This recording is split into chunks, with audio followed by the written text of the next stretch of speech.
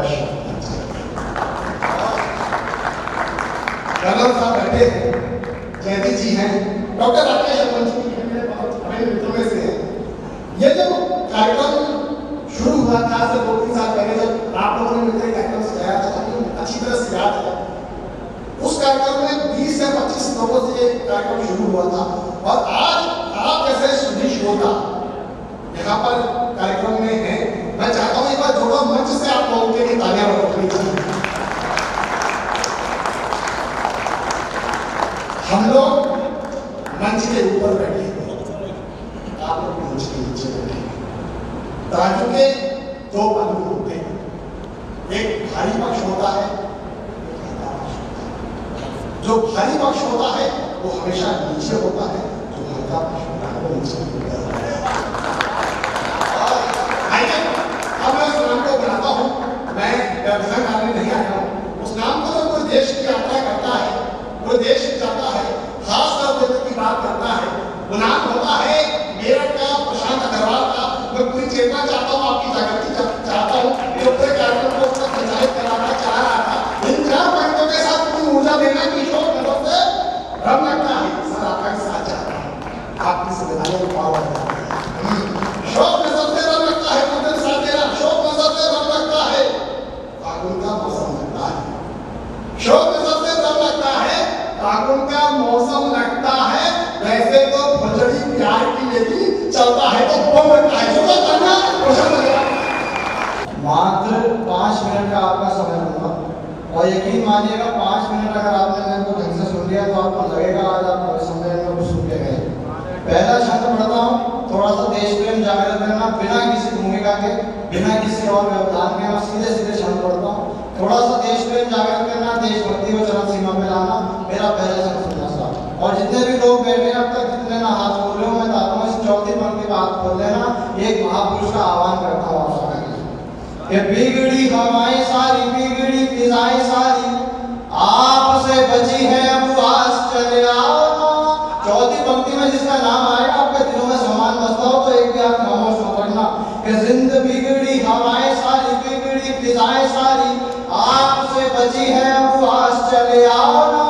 कोई ना बचाने वाला, रास्ता दिखाने वाला, आप पे है पूरा विश्वास, चले आओ ना। देश में अंधेरा छाया, दिल भी है घबराया, विनती है लेकर प्रकाश, चले आओ ना। एक ऐसी मूरत है देश को जरूरत है, दोबारा से नेताजी सुभाष, चले आओ।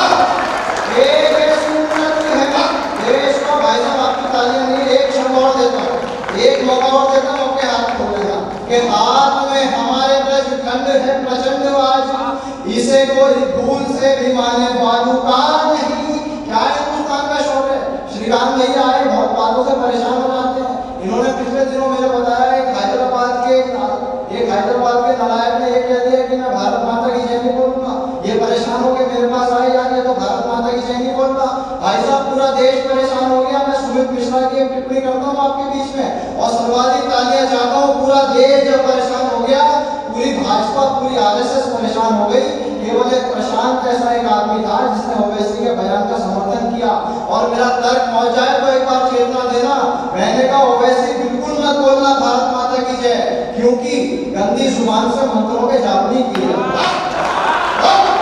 देखना चाहता हूँ भारत का शौर्य आपके सामने पड़ गया तो एक बार चेतना देना, आशीर्वाद देना कि हाथ में हमारे ब्रज खंड है प्रचंड आज, इसे कोई भूल से भी माने बालू का नहीं। रोकना तो चाहा इसे कितने धुरंधरों ने, रथ ये हमारा पर किसी से रुका नहीं। 65-71 में जिसने चटाई धूल, वही बल्लेबाजों में अभी है चुका नहीं। लाख विपरीत परिस्थितियों के बावजूद मेरा ये तिरंगा आज तक भी झुका नहीं। लाख विपरीत परिस्थितियों के बावजूद मेरा ये तिरंगा आज तक भी झुका नहीं।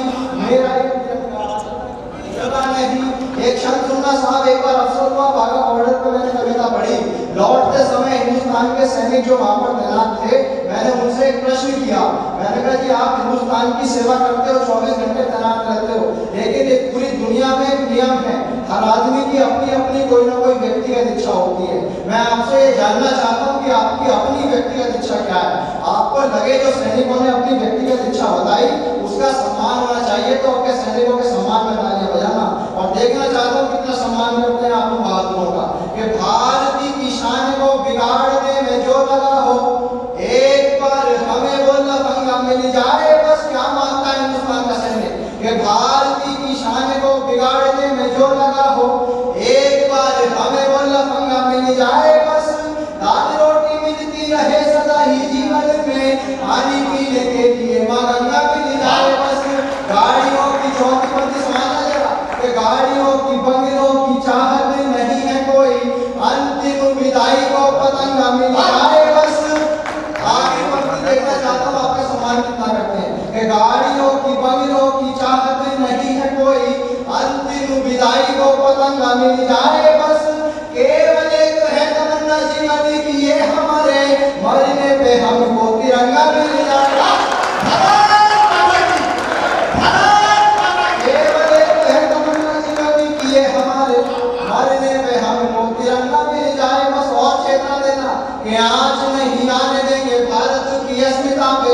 एक प्रश्न और किया मैंने, बहुत बड़ी बड़ी बातें आप करते हो, लेकिन मुझे ये बता दो हिंदुस्तान के लिए किस हद तक जा सकते हो।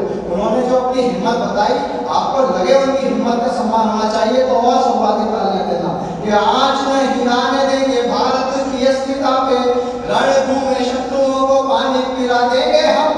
जो भी घुसपैठ करने की सोचेगा यहाँ पे, दावा है हमारा उसे मुंह की खिला देंगे हम। अपनी पे आ गए तो छोड़ेंगे नहीं किसी को, सारे गद्दारों को जड़ तक हिला देंगे हम। दिल्ली का सिंहासन अगर हमें बोल दे तो पूरा पाकिस्तान भारत में मिला देंगे। अगर हमें बोल दे तो पूरा पाकिस्तान भारत में मिला। बहुत शुक्रिया, बहुत धन्यवाद। अंतिम 4 पंक्तियां पढ़ देता हूँ और यकीन मानिएगा परसों ये 4 पंक्तियां हुई और कल हमने शहीदी दिवस मनाया। मैं शहीदी दिवस की आज की जो संध्या है उससे बेहतर क्षण मुझे नहीं लगता कि मैं आज के समय पढ़ सकता हूँ। एक क्षण सुनना, मैंने कल्पना की कि जीवन को जिया जाए तो कैसे जिया जाए। आपको लगे मैंने जो तरीका बताया है आपको भी लगता हो कि हाँ यार जीवन को ऐसे ही जिया जाना चाहिए, तो एक बार आशीर्वाद देना। जिस महापुरुष का नाम लूं उस महापुरुष के जीवन को देखना और फिर मेरा चल सुनना। सुनिएगा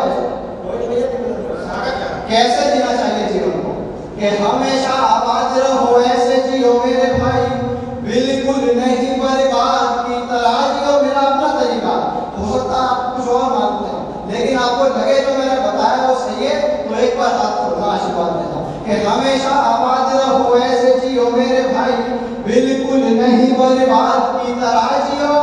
भव्य इमारत एक बन पाए जिस पर ऐसी मजबूत बुनियाद की तरह जियो, कि भव्य इमारत एक बन पाए जिस पर ऐसी मजबूत बुनियाद की तरह जियो।